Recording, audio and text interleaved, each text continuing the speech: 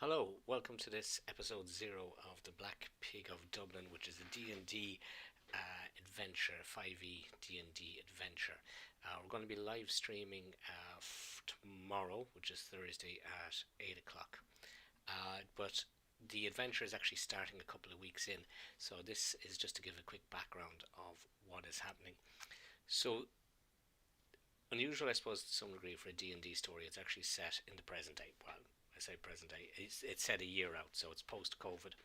And it's set in the modern world, as in this world, as in this reality, as in magic doesn't exist no more than it does here, and magic missile doesn't work or any of that. But we are using standard 5th edition player handbook rules. So how does that mean in a game? Well, magic doesn't exist anymore because people have stopped believing in the gods where magic comes from. That doesn't mean magic doesn't exist, and it will come into the game. So the party meet up on a tour. Now, they haven't gone for the most dearest of tours available. They've gone for a sort of a cheap afternoon one, which doesn't get them a full dinner or anything, but it gets them a drink in on their haunted tour of Dublin trip. The party start off in a pub, a well-known pub in Dublin, and through machinations, they end up in a time travelling adventure. Basically, as the trip goes on that day, Jormungandr, the Norse god, is reawakened and kills them. They are then transported to the other world, the Celtic world of the dead, or the the stage before you sort of fully pass over, and they meet one of the Irish Celtic goddesses, Morrigan. Now, Morrigan is an unusual character. She's not necessarily good or evil. She represents um, fate in Irish Celtic mythology. There tends to be three women. There's Erin, who is everything, which is where Erin is named after. There is Bridget, who was later hijacked by the Catholic Church as St. Bridget. And there's Morrigan. So she's a weird, mysterious, evil character. And she does a deal with them. They don't realise at the time they bind their souls to her. And she wants to kill Jormungandr, who the Vikings, who in 794 onwards started setting up life in Ireland. So she wants to stop a cult of severely fundamental Norse guys in 794 from founding a cult which will weaken the Celtic gods' stance in people's eyes. So to do this, she brings the party along who have just been killed by Jormungandr in the present day, and they set about killing or destroying. The pact is they've to kill the cultists while she takes care of the god, her rival god. She has this magical harp which is shattering this portal that his cultists are trying to bring him through. And it doesn't work successfully. The party don't manage to kill all the cultists. They think they've done a great job. Morrigan goes ballistic. The harp gets destroyed, and the harp gets shattered across time. When we played this, the party were all delighted they killed the cultists. Morrigan flew into a fit of rage. She wanted to kill them, but because she had bound their souls to her, she couldn't.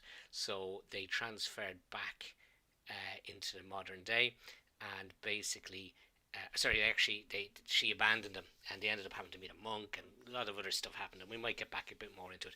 But safe to say, they ended up back in the future, and they have to now, from this starting point, a bit Groundhog Day-ish, they have to then go back to different timelines to find the different parts of the harp which has been shattered, reassemble the harp, and then they're going to have to take on Jormungandr. They can go to all the different timelines in different phases, but they won't know, but they're given advice.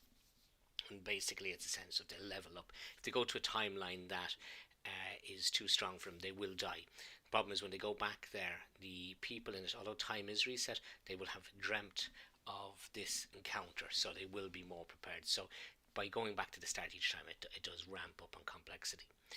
So as I said, once they went back into time and suddenly realized that magic exists, because they had a belief in it, then magic did start existing.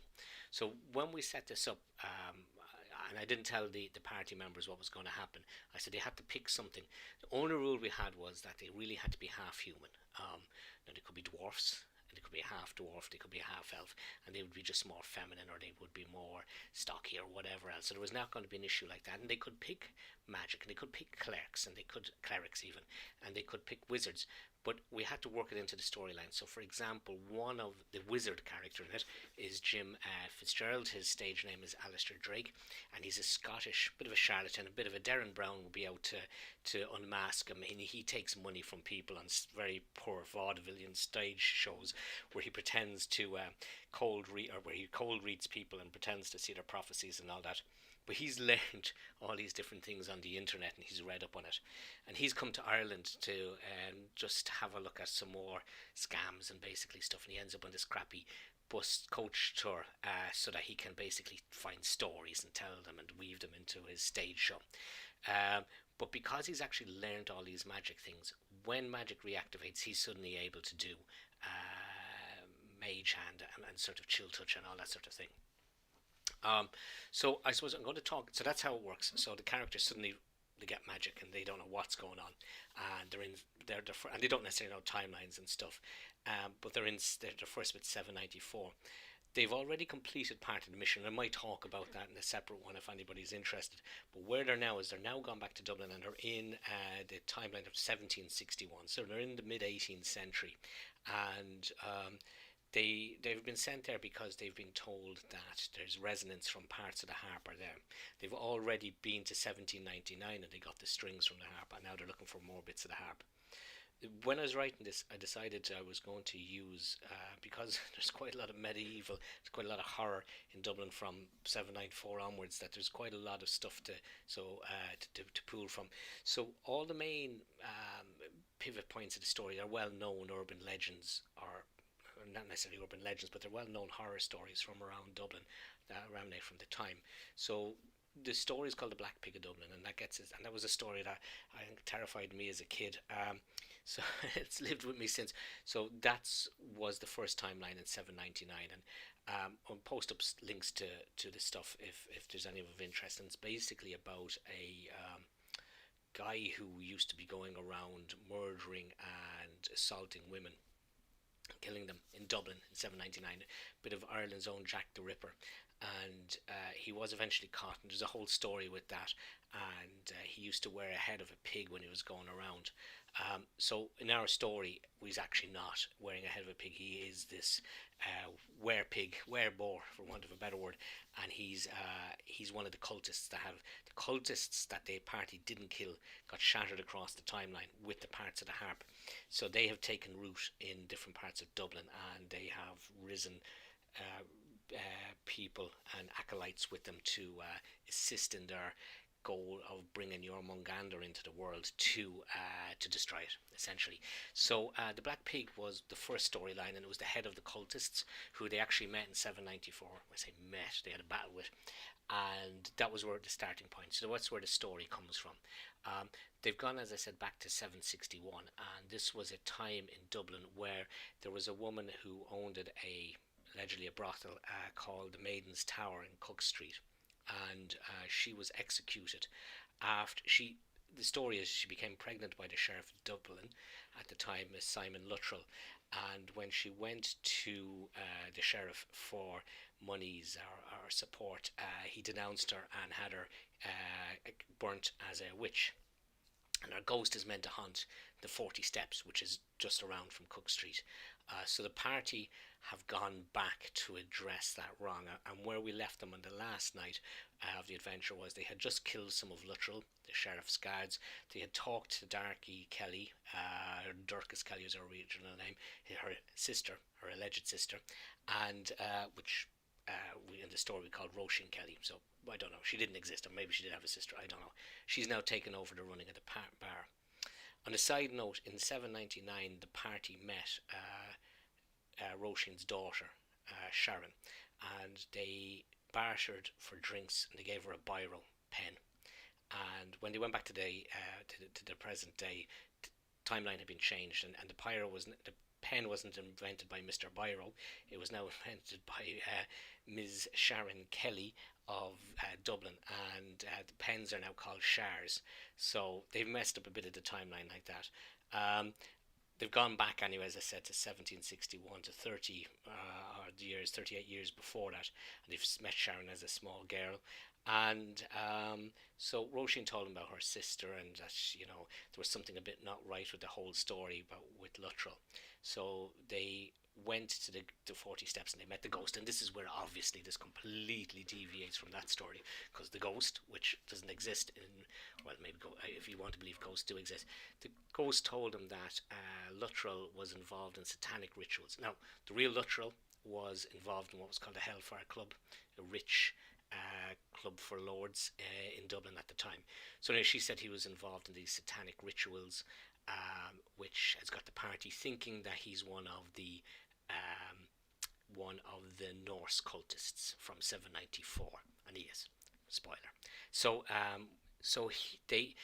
she has told him that the body of her child is being kept in this dungeon, and they need to get there. So they only can get the key if there's a magical key, usual. And Luttrell has this. And Luttrell has his own private guards, and he doesn't let anyone into the house, bar his guards or prostitutes.